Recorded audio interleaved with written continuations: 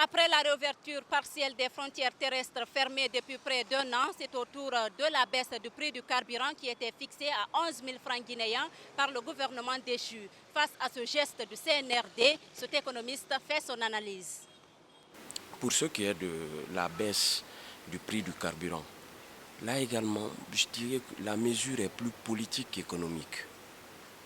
Quand les indicateurs économiques, quand le carburant augmentait de 9 000 à 11 000, le baril était à moins de 70 $.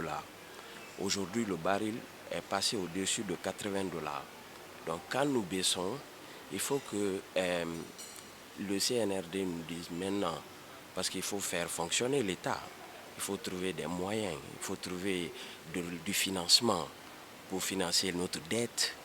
Aujourd'hui, c'est une question cruciale. Où est-ce qu'on va trouver les ressources nécessaires pour tout cela?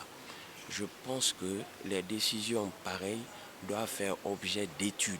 Poursuivant, Mohamed Kamara soutient que des conséquences pourraient en résulter du moment où le baril a augmenté dans l'échelle internationale. Tous les projets qui étaient sur financement extérieur, vu que nous ne sommes plus dans la légalité constitutionnelle, sont suspendus, du moins dans certains volets.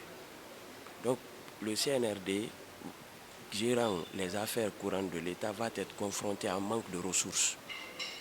Quand je prends la loi de finances rectificative votée le 3 septembre dernier, le financement de l'économie se basait par exemple sur le secteur bancaire, l'État devait laisser emprunter sur le secteur bancaire à travers des bons de trésor pour 7 000 milliards.